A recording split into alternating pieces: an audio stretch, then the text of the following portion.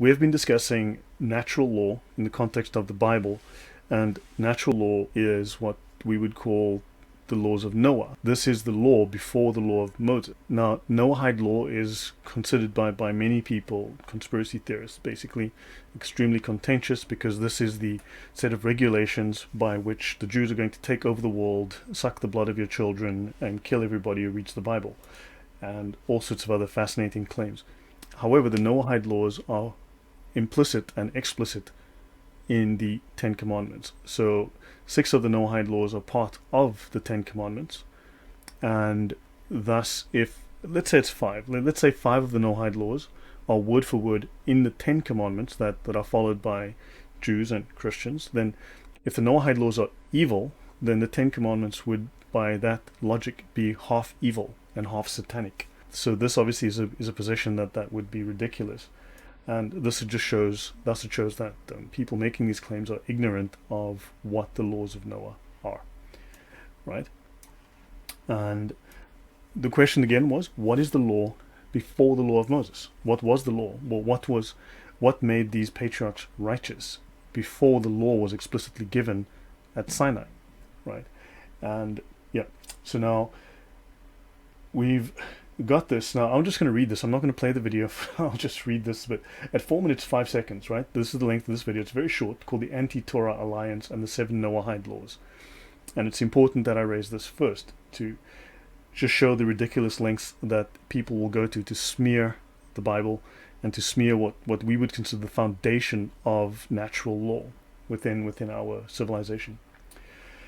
It speaks of the Talmudic Noahide laws. Under the Noahide laws, it is illegal and punishable by death for a non-Jew to keep Torah. That's right, the Noahide laws do not allow so-called Gentiles to practice Torah like at all. They believe that Torah is forbidden for non-Orthodox Jews to participate in, and that also violation should be punishable by death.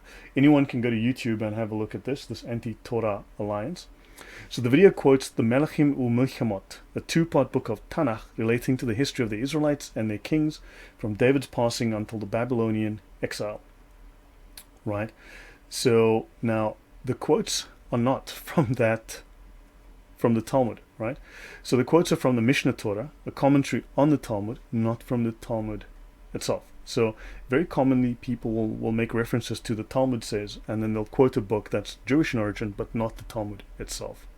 And in many cases, once we get into the Torah itself, once we get into the Talmud in the future, you'll find that a significant number of quotes from the Talmud that are very common, extremely common on the internet, are totally fabricated. They've literally been fabricated out of thin air.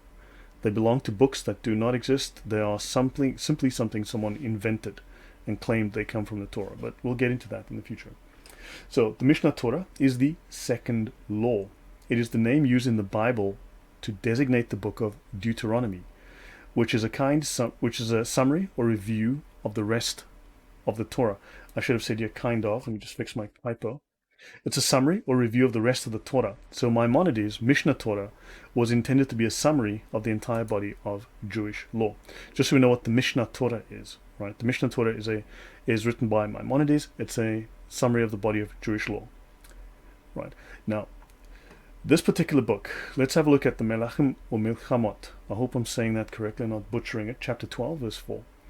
The sages and the prophets did not yearn for the Messianic era in order to have dominion over the entire world, to rule over the Gentiles, to be exalted by the nations. Rather, they desired to be free to involve themselves in Torah and wisdom without any pressure or disturbances, so that they would merit the world to come.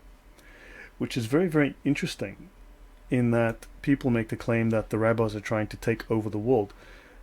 What they're doing is they're simply taking the idea that the rabbis were supposed to, or no, prior to the rabbis, but the Jews, right, the holy men of the Jews were supposed to take these 7 laws that were the precursor to the 10 Commandments, and they were supposed to teach this as a moral foundation to the Gentiles, to the non-Jews, right, to the pagans of the world, right?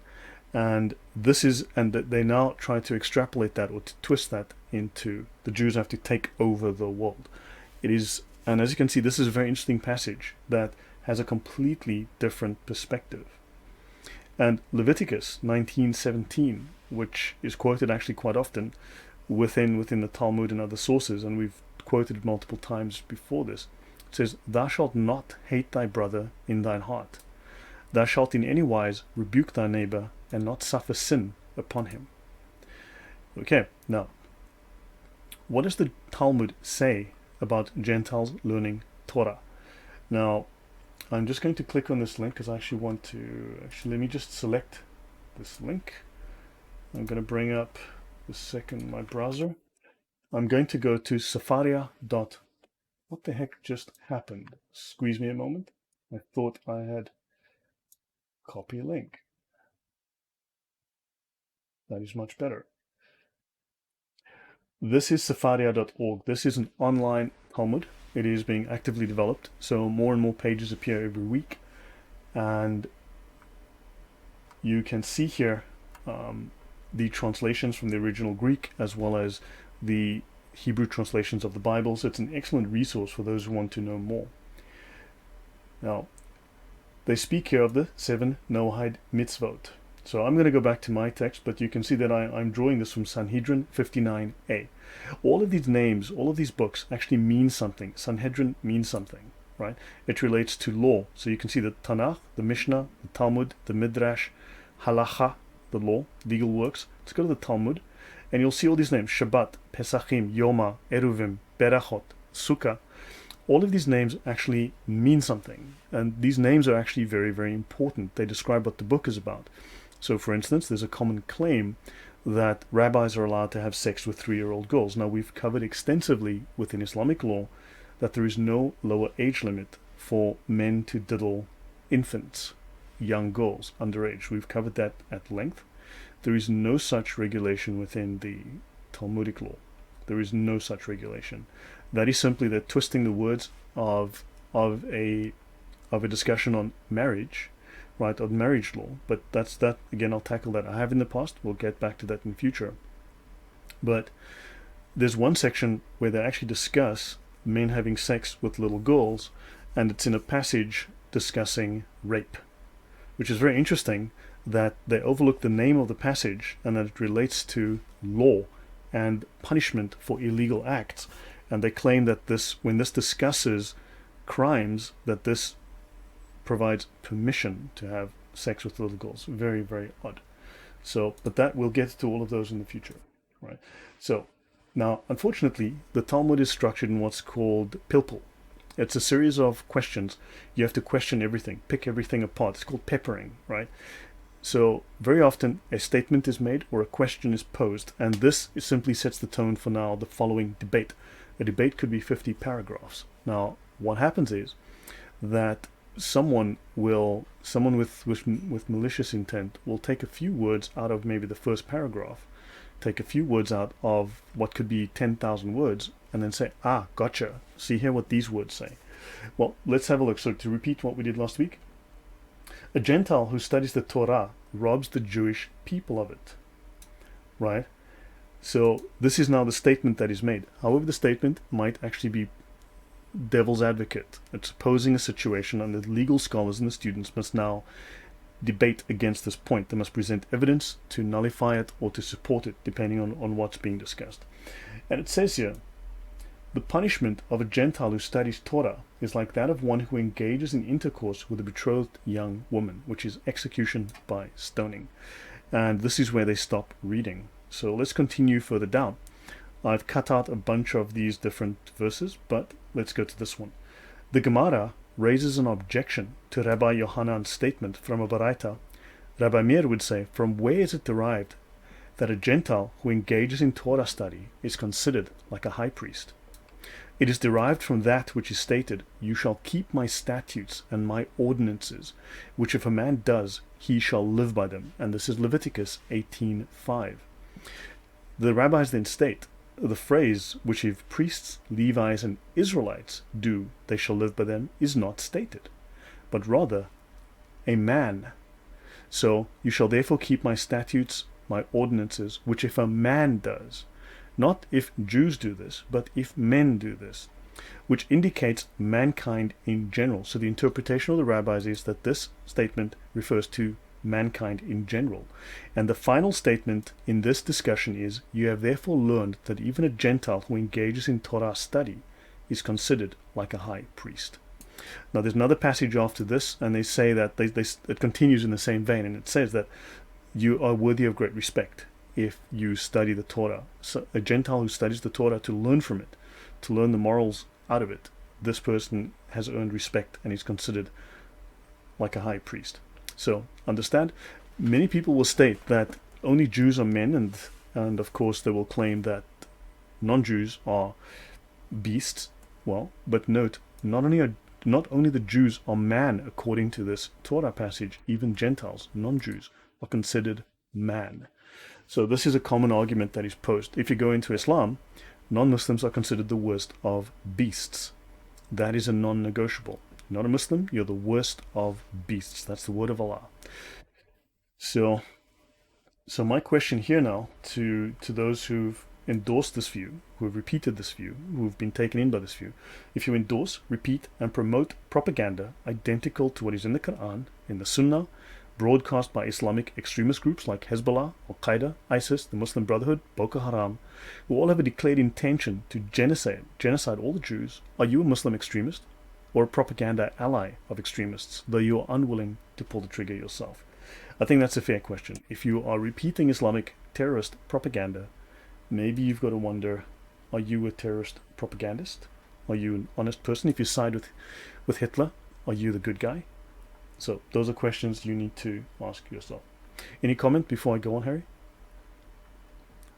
No, it's very clear. Would you like to see if we have any questions? Yeah, sure. As always. Yeah. Guys, if you have any questions, please raise your hand and I will allow it. No, nothing in the meantime. Okay, so to continue with the Ten Commandments and to show how these verses line up with the Ten Commandments, the 7 laws of Noah, okay, there's just a repetition here. This is a prohibition against eating a limb from a living animal. And the Rabbi Ben Gamliel says the blood from a living animal is also prohibited in this verse. So only flesh with its life, which is its blood, you shall not eat.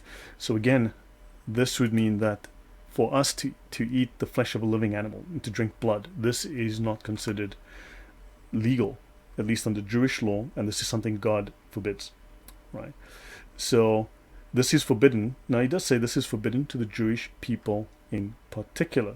So similarly, you can say that according to the opinion of Rabbi Hanina, so note it's according to the opinion of a single rabbi, it's forbidden to the Jewish people in particular.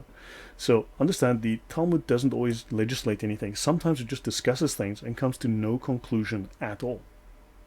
It just puts things out there and just randomly cuts off and moves to the next topic. Okay?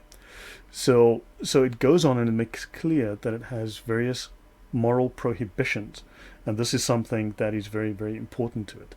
Now notice later on it states here, any mitzvah, any law that was first stated with regards to the descendants of Noah and was repeated at Sinai was stated for this group and for that group, i.e.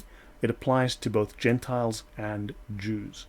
Now so again, understand it's not just for the Jews. Now someone else comes along, a more senior rabbi, a more important rabbi, a more influential rabbi, and he says, hold on, wait, no. We need to understand this in the following way. I object to that statement. We now need to reinterpret that. And he says, no, this applies to both Gentiles and Jews. So Jews are, according to their commission, to teach these moral principles to the whole world. This is not a matter of taking over the world. This is a matter of giving the world a moral foundation that would be considered godly. Right? So the Gemara answers, from the fact that the prohibition of idol worship was repeated at Sinai, and we find that God punished Gentiles for it, conclude from it that any mitzvah that was repeated at Sinai was stated for this group and for that group, and not only for the Jewish people. So these are universal rules, because God obviously would be, he wouldn't want to change the rules. He wouldn't allow something bad for one group and forbid it for another. There would need to be consistency. There would need to be justice. Right? So, now, oddly enough, there is a discussion. I'm not going to get into that particular Talmudic passage right now, but here's an interesting statement here. Jews forgive for such small amounts. I'll read this. Isn't stealing less than the value of 1 peruta prohibited to a Gentile and permitted to a Jew? Right? And it goes on, there it is because Gentiles are not apt to grant forgiveness of debts, even of less than the value of one peruta.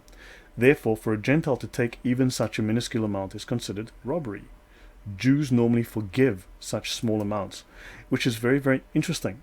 So again, we're looking at a contrast of different moral concepts within these two groups. Right? So Jews would be like, okay, look, that's a small amount, we are happy to forgive that.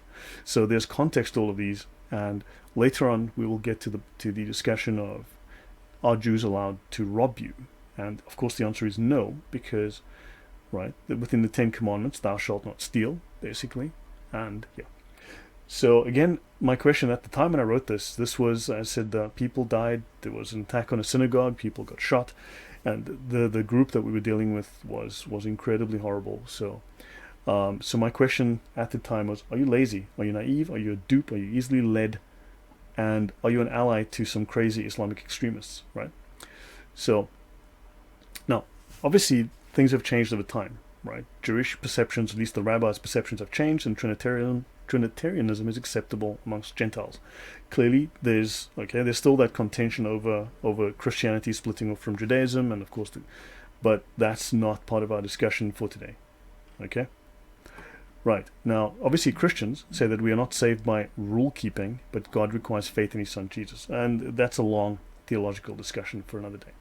Now, the Talmud does add extra laws beyond the 7 listed in the Tosefta, which are attributed to different rabbis, such as the grafting of trees and sorcery, among others, and the Talmud expands the scope of the 7 laws to cover about 100 of the 613 mitzvot, which are binding upon devout Jews.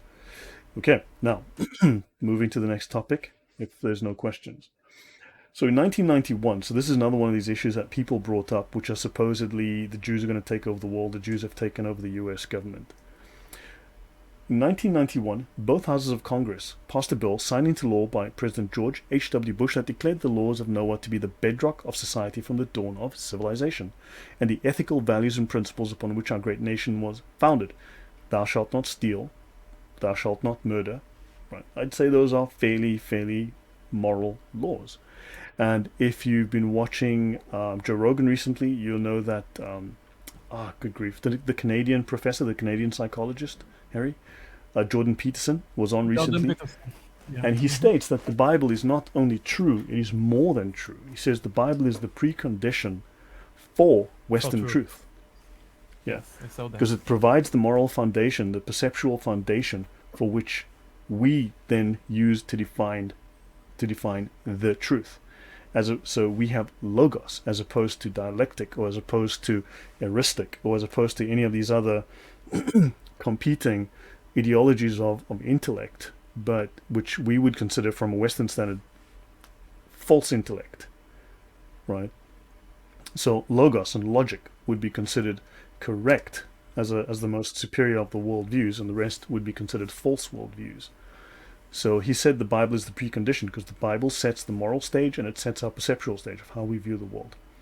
So this would actually line up with that statement by Jordan Peterson. He would agree with this, and in fact he has agreed with this. Now notice, let's have a look at the wording to see if this actually is an attempt to take over the world and drink the blood of your little kiddies. So HJ Res 104, 102nd Congress of the USA at the first session. Okay, designating March 26, 1991 as Education Day USA. It's Education Day. Notice it is not every March. It is not repeated annually. It's that March only. Just that March and done. Congress recognizes the historical tradition of ethical values and principles which are the basis of civilized society and upon which our great nation was founded, whereas these ethical values and principles have been the bedrock of society, where they were known as the 7 Noahide laws. I'm not going to repeat the laws now. Should I repeat the laws again, just to bring people up to speed, or just continue, Harry? Yes, please. If you can repeat, it would be nice. Right, so let's go up again and discuss. So these are the 7 laws of Noah. Okay, these are the 7 laws of Noah. These are the 10 commandments next to them. The 7 laws of Noah: do not deny God or commit idolatry. Do not misuse the name of God. In other words, do not lie or do evil in the name of God. Do not murder. Do not engage in sexual immorality or adultery. Do not steal. Do not eat the flesh of a living animal, nor drink its blood, and establish a legal system and government. And this should be a moral legal system and a moral government. Now, contrast that with the Ten Commandments. Thou shalt not misuse the name of the Lord thy God in vain, which matches, that's the third commandment, matches the second laws of Noah. Do not deny God or commit idolatry. I am the Lord thy God. You shall have no other gods before me. That's exactly in the Ten Commandments, okay? So, let's have a look. Thou shalt not murder. Do not murder. Thou shalt not commit adultery. Do not commit adultery. Thou shalt not steal. Do not steal. So, 5 of the laws are explicitly within the Ten Commandments. Right? Thou shalt not bear false witness against thy neighbor. Thou shalt not covet. Right? So, now these were received from God according to the Jewish calendar in 2105 BC, and then sometime later, 800 years later, Moses in 1313 BC received the Ten Commandments, or the 10 statements. So hopefully that clarifies. These are not, if anyone disagrees with these laws, I'd love to know why. Does anyone stand for murder, sexual immorality, theft? BLM does, I guess. I guess, yeah, but that's BLM. Actually, you're right. BLM would stand for this. So, yeah. Okay. So, yeah. Any comment on that? No, it's very clear again. Thank you. Okay. So then, okay. So it continues to say, okay, we turn to education and charity to return the world to the moral and ethical values contained in the 7 Noahide laws. Okay, and this is the start of the 90th year of Rabbi Menachem Schneerson, leader of the worldwide Lubavitch blah blah blah. This is designated as Education Day USA. One day, last century, many years ago, and done. So this is 31 years ago that this occurred, right? And everyone says, oh my God, the Congress has now been taken over by the rabbis and the rabbis are going to kill you. But no, that is not the case, because this was a one-off. And here's the actual bill. You can go online. You can go to congress.gov/bill/102ND for 102nd Congress/house-joint-resolution/104/text. Right, for those who are listening and not watching. And notice the committee that's involved for dealing with this, the House, Post Office, and Civil Service. Now, I personally think that the Post Office is very unlikely to raise an army and force everyone at gunpoint to accommodate these laws. What do you think? How dangerous is the Post Office, Harry? They keep losing my packages, so they're very dangerous. That's it. Okay, I take that on board. They lose my mail too. It makes me very upset. In fact, I think I am more dangerous to the post office because I'm going to get annoyed with them losing my mail, delaying my mail. I might go postal. Think about it. Post office workers have been the victims of people going postal. Post office workers didn't go postal. Think about that. Don't you agree? Mm-hmm. Yeah, I agree. So the humble post office worker has signed this into law, and through the post office, the Jews will take over the world. Right. That's the plan. Yeah. That's the plan. It's through the post office. You were looking at the CIA. Meanwhile, it's coming through the post office. In fact, the world is going to be taken over through the mail. Not email. No. We're talking about early 1990s technology now. Thanks, guys. Make sense, Harry? Yeah. Yeah. I mean, why not? I mean, letters. No one's looking for letters anymore, right? You have to remember, we can always put anthrax in the letter, so it's mighty dangerous. You're right. We could mail anthrax. We could send. Yeah, we could send phrases like "learn to code" and then offend everybody, or we could send pictures of trucks. Who knows? I mean, the mail guys. Someone get on this right now. Okay, someone get on this. How's the post office going to take over the world, guys? Okay, because everyone's scanning the emails, but this is analog. This is not digital. The danger is analog. Okay, so guys, there you go. The House Post Office and Civil Service Subcommittee on Census and Population. So okay, now let's have a look. So this is it. Okay, so policy area is education. Excellent. There you go. Very, very scary. We should all worry about this. Okay? So the goal of Education and Sharing Day is to put greater emphasis on the promotion of fundamental human rights and obligations of justice and morality, which are the basis of any human society if it is to be truly human and not turn into a jungle. Okay? So you got President Ronald Reagan endorsed this in 82. There was George H.W. Bush in 89. Okay? And our great nation takes pride in its dedication to the principles of justice, equality, and truth. And this is just wonderful words. Bill Clinton, 1995, writing nice words about this particular Rabbi Schneerson again. Okay, it taught the lessons of honesty, tolerance, and good citizenship, as well as language, math, and science. So people have nice things to say about the good rabbi. Okay, about his commitment to kindness. Okay, and about wanting society to make a new commitment to kindness. Barack Obama even gave him a flaw. Okay, he sought to empower young people and inspire individuals of all ages. Donald Trump also recognized him, oddly enough. Education and Sharing Day recognizes the remarkable efforts of Rabbi Menachem Mendel Schneerson to use values-based education to drive our nation's children towards the American dream. Right, so, okay, you guys make of that what you will. Okay, so I will... Okay, so I'll pass on that now. So the House Post Office, so all of this stuff is available online. You can actually go and search this and look it up, and you can see how nasty it is, right? But now, interestingly, forms of congressional action. So a bill can be permanent or temporary. Okay, bills are presented to the President for action when approved in identical form by the House of Reps and the Senate. Joint resolutions become law in the same manner as bills. Okay, there's just some boring technical stuff here. But now let's look at some other stuff that are put forward. Let's look at this Muslim guy called Cory Booker, talking about Ramadan. Okay, let's see. A resolution recognizing the history and contributions of Muslims of the United States. Sponsor, Senator Cory Booker. Co-sponsors, 6 of them. Not named right now. So I'm not sure what the history and contributions of the Muslims of the United States were, but no one seems to have a problem with this going forward. Right? Let's see. Recognizing Islam as one of the great religions of the world. I haven't heard any outcry about this one. Have you heard any outcry? Pardon me, I'm just hiccuping. Have you heard an outcry about this particular bill? No, never. Is there a reason that America needs to recognize Islam as one of the great demolishers of buildings in the world or something? Look, and it's even how do you say, committee is a foreign affairs. It's no foreign longer affairs. The It's not the post office. No, Yes. It's not the post office.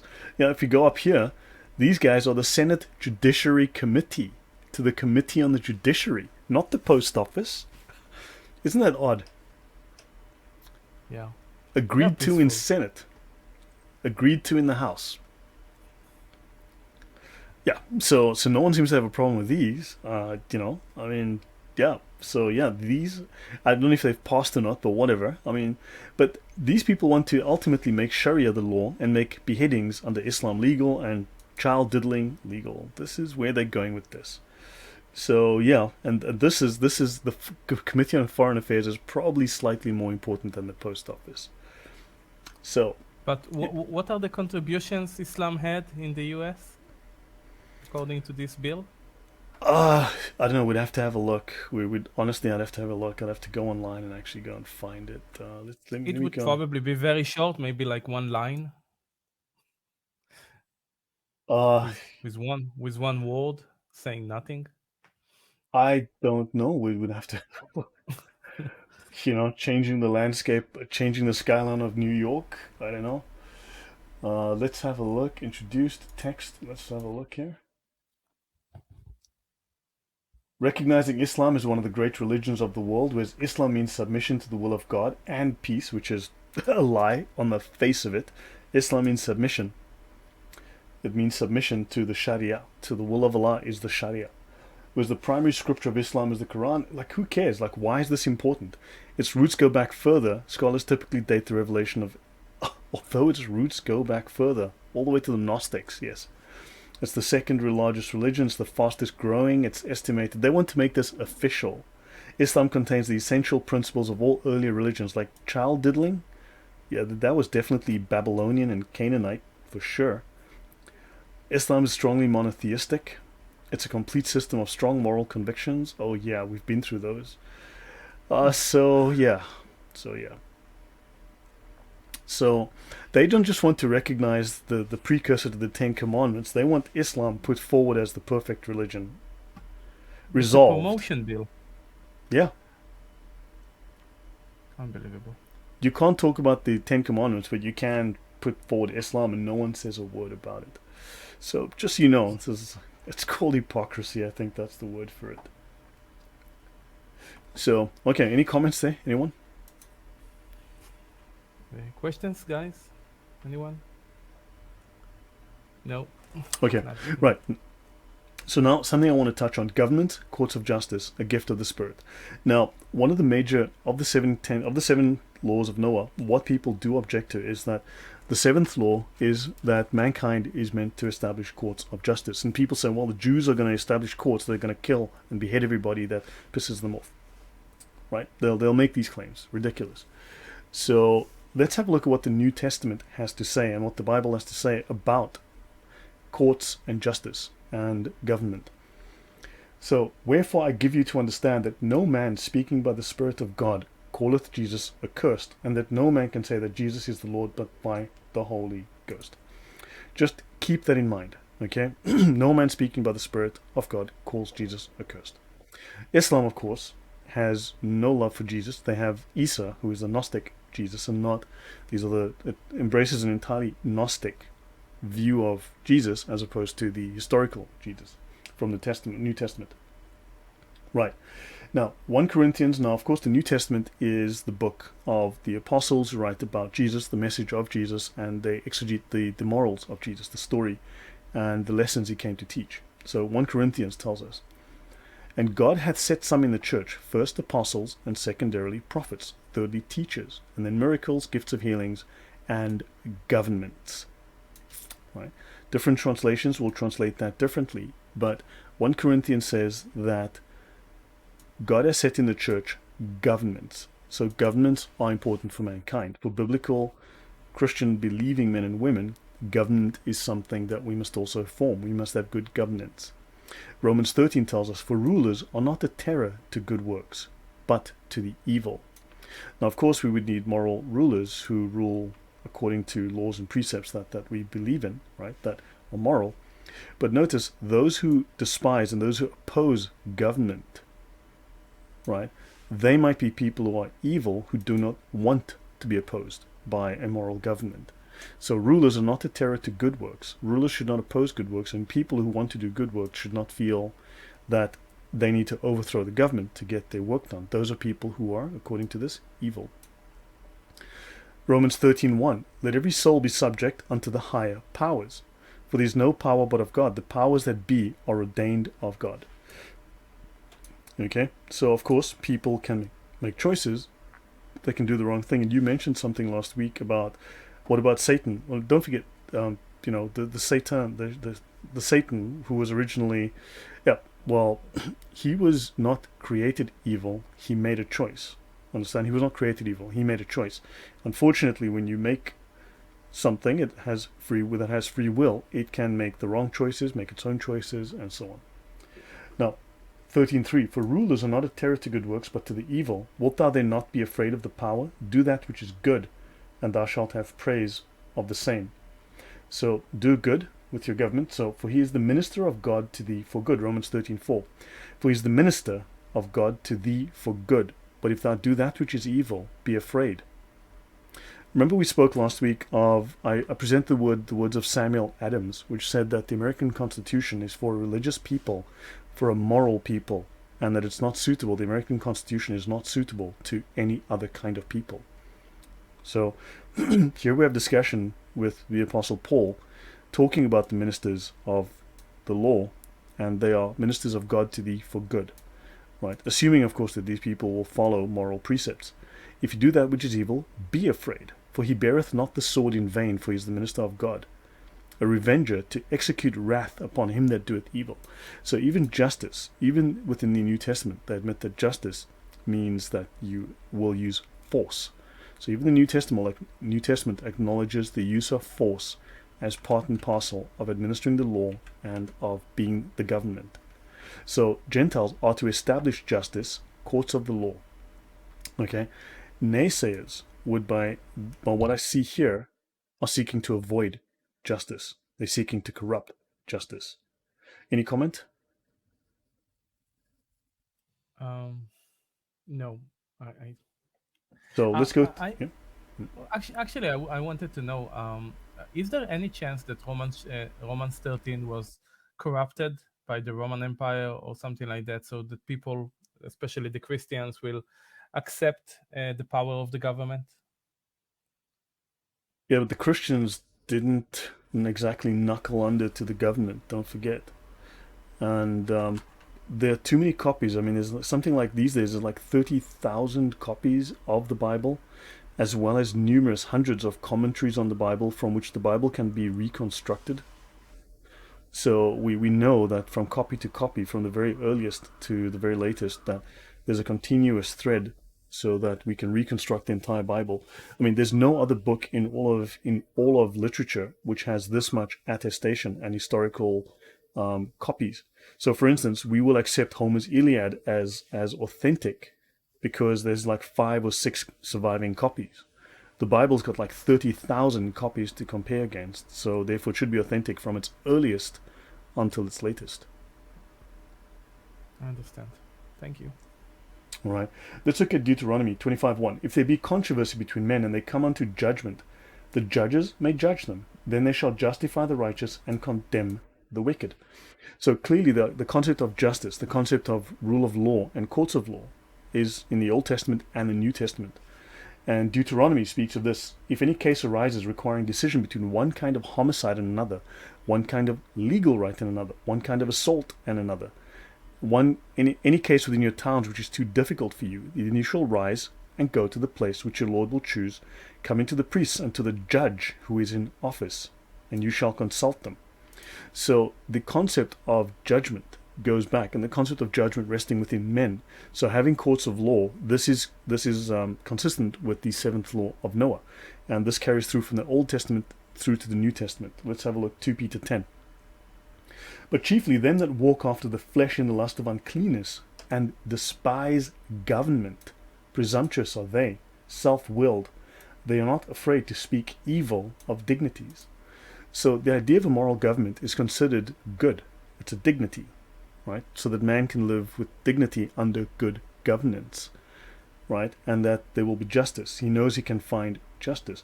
But them that walk in the flesh in the lust of uncleanness, and they despise government. So those who despise government, good government, this tells us there's a problem, that we should want good government, and those who want to overthrow government, this could well be because they want to live according to their own lights and do mischief. They want to violate the law for their own benefit.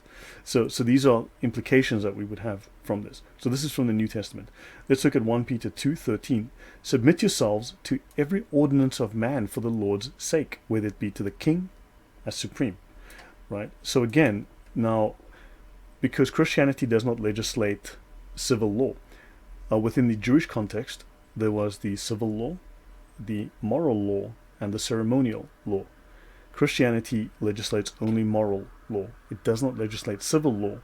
So obviously the hope is that you'd have a good Christian or someone who abides by the moral law of God, who would then utilize that to enact moral laws and carry them out in a moral manner, right?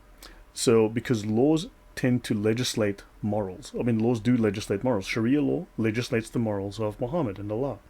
Christian law should then legislate the morals of the Bible, right? As going back to what Jordan Peterson was saying. So we have laws that are based on our moral worldview, right? So remember, people always state that there's this very common saying that that politics is downstream from culture.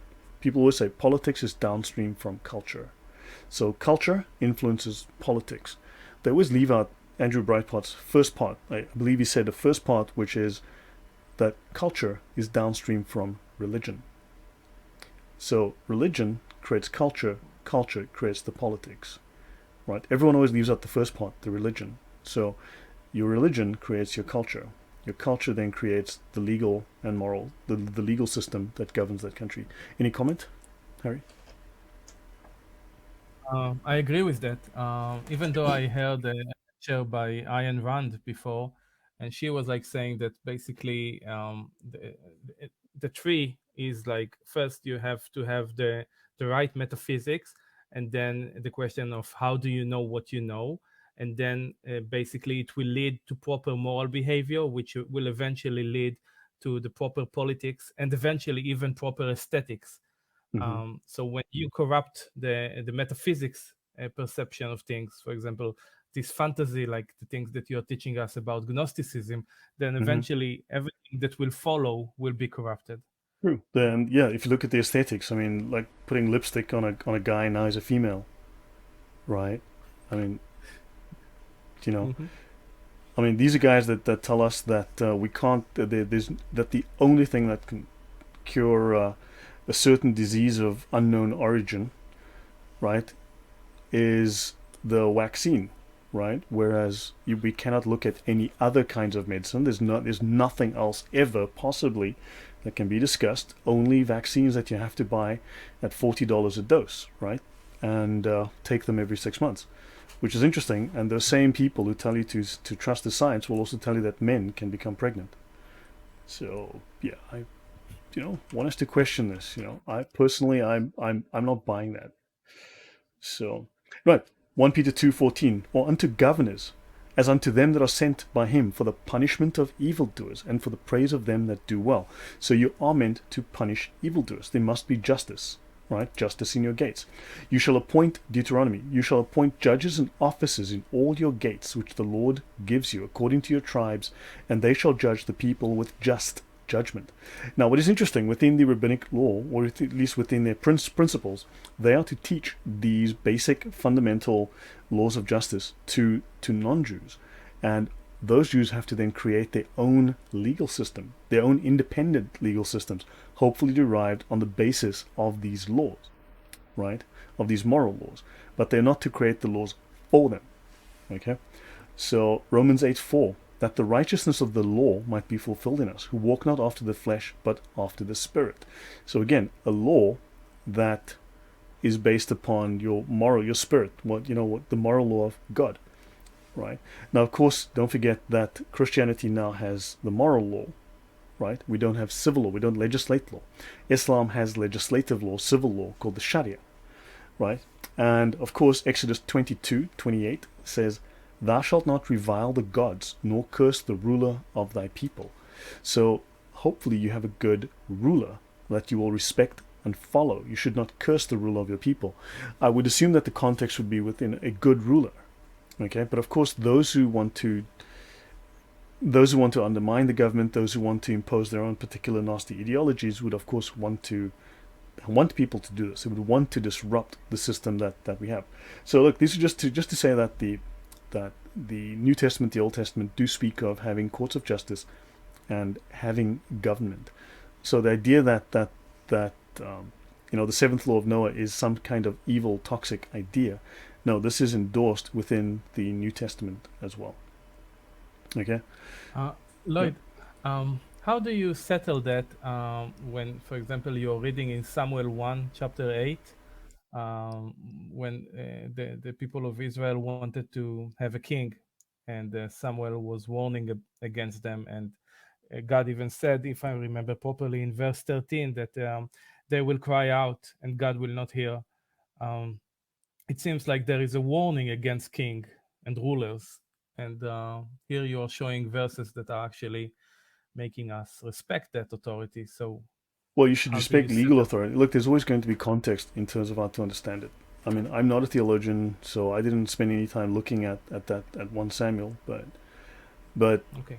the point of a king was that um, the king would often rule on his own decrees. So perhaps this was a form of government that had now been set aside for this group, right?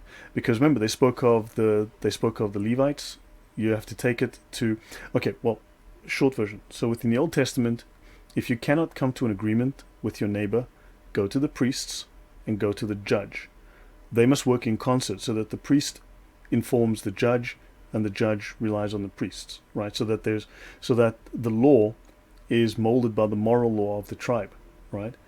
Whereas within the New Testament, if there's a dispute within the church, the apostles said if you cannot find agreement, take it to the church. Go to the leaders, go to the elders.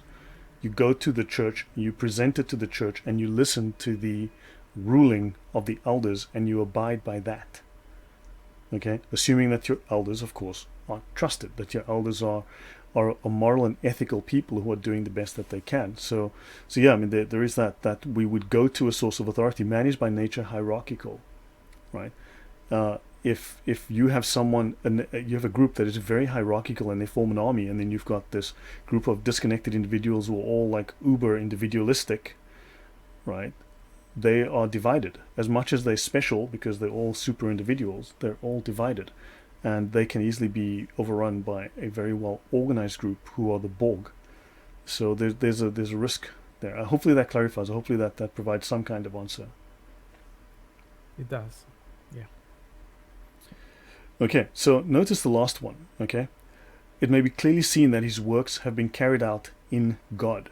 So this legal system, this moral system, this system of justice needs to show that it is good justice, that it is good law, that you can see this has been carried out to the glory of God, not to defile the name of God, right? That it shows truth in action, and it doesn't show corruption in action. So this is the general context of this. So that's John 3:19. Okay, so people love the darkness rather than the light because their works were evil. Those who do wicked things hate the light and does not come to light, lest his works should be exposed. Whoever does what is true comes to the light. So within context, and this is the judgment. See, this is the judgment. So bad things need to be judged. They need to be exposed. And of course, there needs to be justice. Because God is not just the guy who gives you bicycles at Christmas. He's also a God of justice. So we need to exemplify, at least the context would be exemplify the justice of God, not just, the fact that he gives you a bicycle every Christmas, right? Hold on. Okay, so yeah, any comment? Otherwise, this should be winding down at this point. So Yeah. How do we pass? How do we pass judgment on the governments like we have now? Like, does the Bible don't say forget, anything within the about? American Constitution, which is supposed to be for a moral, righteous people, there are certain fundamental, inviolable laws, right? And there's also what is reasonable, what is right, what people consider right within their moral sense. And if the government, it says within the, if it's not in the Bill of Rights, if not in the Constitution, it's in the Bill of Rights. And of course, I'm not an American constitutionalist. And I mean, in that I don't know their Constitution, Bill of Rights as well as. Well, then again, most Americans don't either. But if the government is not fit for purpose, they have the right to overthrow that government, which is one of the reasons they have the right to keep and bear arms. Yeah. The Second Amendment. Yes. Okay. Right. So the obligation for a Gentile society to set up a judicial system. Yep. Lloyd, one moment. Dave wanted to come in. Sure. Allow me, please. Go ahead, Dave. I think what you're saying is incredibly important, Lloyd, especially in terms of the notions of statutes and judgments. The legislated book, the legal system within the United Kingdom and so much across the world has begun to explode. It began in 1986. And so I think this is part of how it is. We've come to be under a government of occupation, one rather than one whose duties are, fulfillable. Because it's getting very dangerous. Yeah, it's micromanaging. It's got a communist bent to it. It's got a totalitarian collectivist bent to it. And it's gone the wrong way. But as our culture has shifted away from its moral roots, I mean, Jordan Peterson speaks at length about this in his most recent discussion with Jordan on this, with Joe Rogan about this. As we move away from the moral underpinnings that made us, from the decision making, based on our moral roots in the Bible, we have now started to again move back towards pagan ideas, pagan methods of doing things, use of force. And, there's no longer trust, where we would simply provide a principle and people would generally work within that framework. We are moving to becoming low trust societies. Governments no longer trust their people or fear their people. Go on, Dave. No, I mean you're making the point, and part of how we've got here appears to always involve these merchants of sin, Mm-hmm. those that start to inform the child, the infant, and the interventions now as well. When you plot the changes in terms of the control of sciences and the plight of us in so many times over and over again, and what we're seeing today is like a crescendo. It's like all out. Yeah. No, look, things are changing, and I think we've forgotten our roots. We've forgotten the moral foundations that we should be standing upon and living from, right? And oddly, if you look at the rise of religion today, besides like Islam, but people are moving because Christianity is not asserting itself, because Christianity has been sort of shut out of the public square and demonized. People are moving back towards paganism. Paganism is coming back, and go back in history, paganism didn't work out that well for people. But this is what you get. You get tribalism, you get paganism. Whereas Christianity was what changed the landscape within Europe and established the most successful civilization ever. And now Christianity has been undermined to the degree that people have lost that cultural confidence, right? And as I said, the culture is downstream from the religion. Islam is like that because of its religion. That's why the culture is so messed up. The communists were like they were from their quote unquote religion, right? The Nazis had their own half-baked religion, right? They actually had certain religious views based on numerous things, and from worship of the Odin and all sorts of other weird things. I've seen mentions of the blood religion. They were influenced by Islam. They had lots of involvement with the Sufis. So yeah, the religion influenced the culture, which influenced their politics. And the same with the communists. Their supposed atheistic religion, but there you go, right? The lack of religion. This, as Jordan Peterson would call it, a pimple on the butt of religion, I think he called it, ideology. So, yeah. He spoke about the destruction of the categories at the foundation of our culture, and the attack on religion, the attack on Christianity. He mentioned that in the last conversation he had with Joe Rogan. It's very interesting. Yeah. So we need to, so you're, yeah, I mean, if you had a strong moral sense, you'd say no to things. You would never allow it. And hopefully your leaders would be the same, but they've been bought out and so on. Yeah, so we need to go back to establish what is our moral foundation. It's not that the moral foundations are wrong. They were right for us. They worked for us. No humans are perfect. No human system is perfect, but we had the best system. We still have the best system, but it's now being undermined, and we've been tolerant of the rot, right? So, so this will end very shortly. So this is from, I don't have the book, I've got the link, but this is what the establishment of laws and courts. It's a discussion from a scholar on this particular issue, and it's called The Obligation for a Gentile Society to Set Up a Judicial System. So just to end this completely, so Gentiles are obligated. Now this is based on the what is derived from the Bible through the Talmud and so on. Gentiles are therefore obligated within their commandment of dinim to make righteous and beneficial laws that are effective for all of the country in all matters between people, such as laws in the areas of theft, requiring a thief to reimburse his victim, cheating, payment of a hired worker, holding back a worker's pay. These are all, we went through all of these earlier. These were in Deuteronomy and Leviticus. You saw these laws. Obligations regarding watchmen, rape or seduction, monetary damages, for example, by a person damaging someone financially, or by a person allowing his property to damage someone bodily or financially, bodily injury, lending and borrowing, other business transactions, and requirements for the courts to administer justice according to these laws. Now understand, you've got a moral basis here that values people, that says that justice, right, that you can be hurt and you must be given justice. There must be some kind of calming of your concerns through justice. You must see justice to be done. You must have someone you can appeal to for justice, because there is a moral law, right? And the arbiter of this moral law is God, right? And therefore they're saying that you as a human being have individual value. You have the right to be treated justly and to see justice done, and justice must be meted out to people who are guilty. They must be punished. Now, if you go to, let's say, atheism, which has no moral center, right, because it's got no absolute moral arbiter like God, you have a very different view of the value of the human being. Look at the Chinese who've murdered, 65 million of their own people. They have a completely different set of morals. Islam has a different set of morals. It's a completely different set of moral laws. But here you see that people need to be compensated fairly. This is a biblical thing. You may not steal their wages. Holding back their wages is theft. That law, if you look at your human resources laws, right, your labor laws, those are derived directly from the Jewish law as we've covered within the Bible. Monetary damages, all of these, damaging someone bodily or financially, these laws derive directly from the Jewish law, right?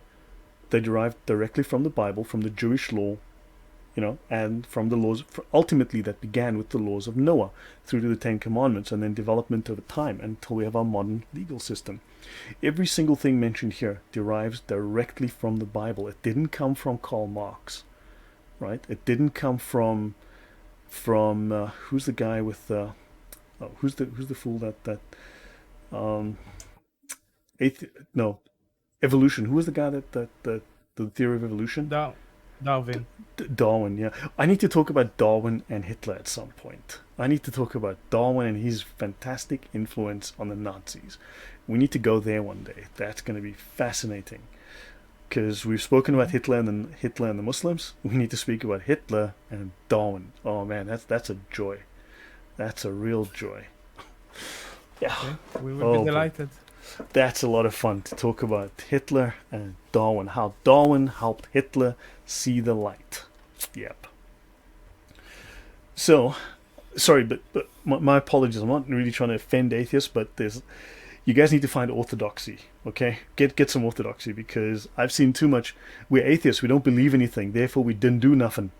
Atheists are the original didn't do nothings. Okay? The rise of the didn't do. The atheist didn't do nothing. So we need to look at the godfather of good grief, but that's a story for another day. As we know, I generally tend to offend at least one person every show. So, okay.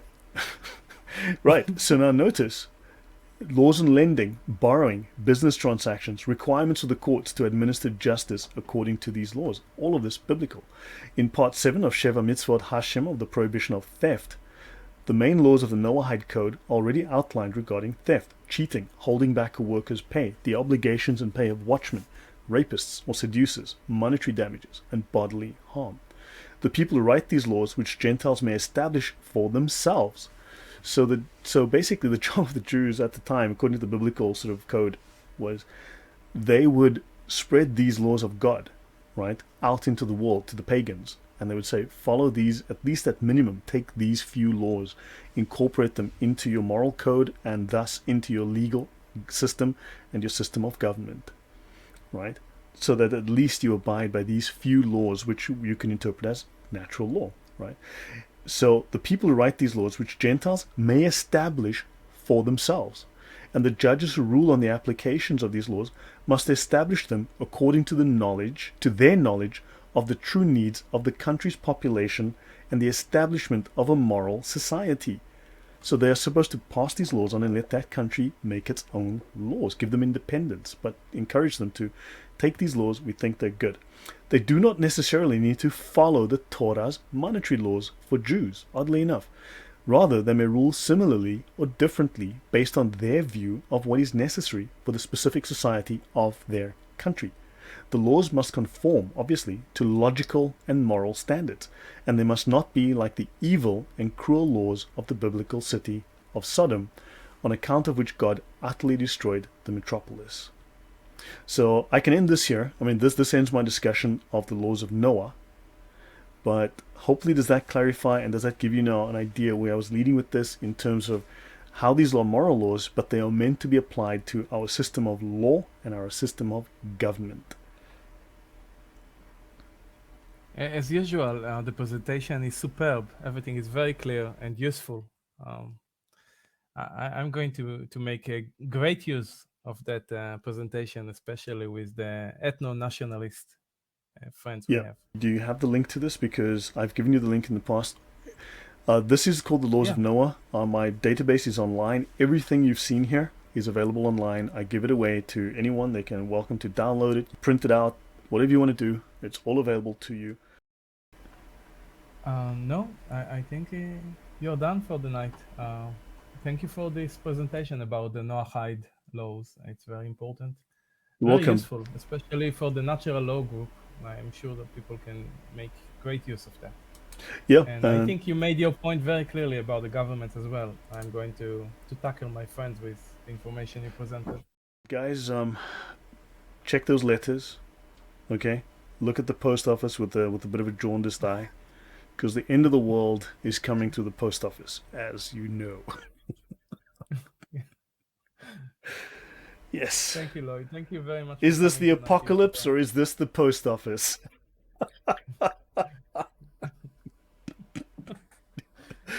It's hard to tell. Jokes. Sorry. You're coming up with second-class jokes. So yeah, guys, any last minute comments? Otherwise, I'm out of here. Yeah, guys, questions, please, or Thanks, any Chris. comments? Brilliant information again and referenced again. It's always great listening to you, mate. No, welcome. You're very welcome. Thank you. Thanks, guys. So hopefully that was interesting and clarified everything. And so we'll pick another topic next week, probably dive into the Talmud, talk about our first lesson on the Talmud and what exactly it is and what, you know. So we'll go into some depth, some technical depth. And then at some point I'll put together something on Darwin and the Nazis. That'll be entertaining.